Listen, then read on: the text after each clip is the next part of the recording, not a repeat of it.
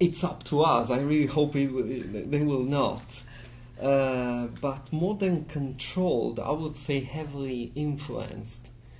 But anyway, that statements of text, which I borrowed from Lawrence Lessing, actually, especially the first one, the New Latin, so the language of the elite, was trying more to enhance the fragility of the online texts, how which is strictly connected to the fact that it's so easy to publish online. You just write a text and there's a button over there which is publish on a blog, and when you hit the button, it's available to anybody.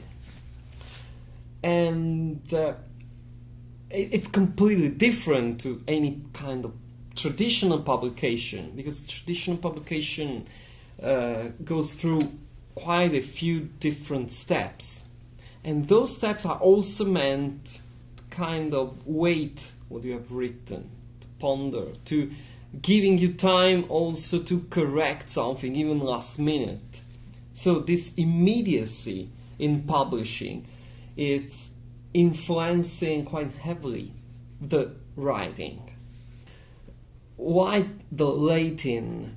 Because of this attention on writing, which will make, or it's making at the moment a difference, still making a difference, because of the huge tradition of traditional publishing. So, because there still are in publishing, in all the publishing houses are still using all those steps before publishing anything, even online. This means that the language they use is refined enough, it's used very appropriately before publishing something. And on the other side, there's this growing and booming practice of, I would define it as instinctive publishing, which means to write and publish as soon as possible. Just think about how much writing is made every day on Facebook in a very immediate way. There's no filter, no even rereading what you have written. And the tolerance to misspelling, for example, has grown incredibly.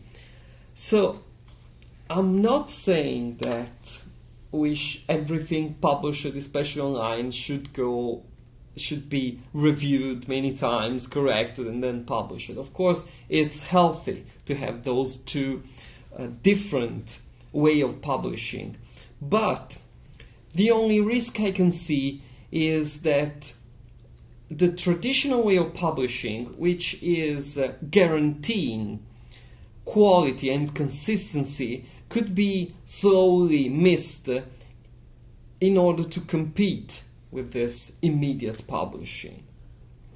And this instinct way of publishing online, I think that it's lacking a little bit of experiment with it, of the joy that can be created experimenting with that. So introducing elements in the writing that could innovate it, that could contribute to language itself. In this case, what I'm talking about is that in order to be alive, a language has to change all the time. There are new words that are introduced, there are words which become obsolete, which are completely discarded, sometimes even forgotten.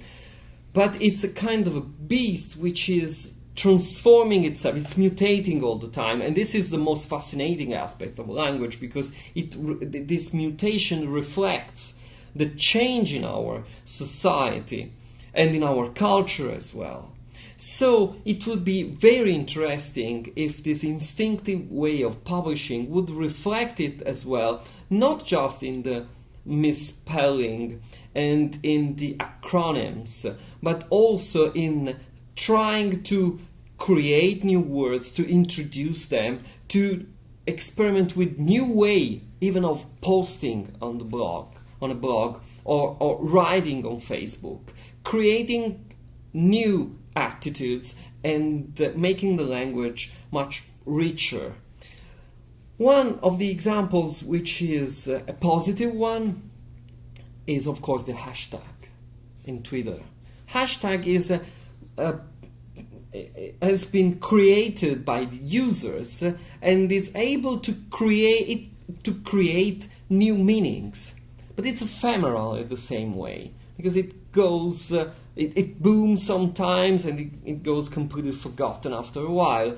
And in this respect, from a traditional perspective, it's a pity, but at the same time it's completely embedded and generated by its own environment. So there are ways of experimenting with language, with online with the online attitudes, and I strongly hope that future generations, instead of being prone to the mechanism, will develop their own antibodies in order to exploit the medium as much as possible, especially in writing.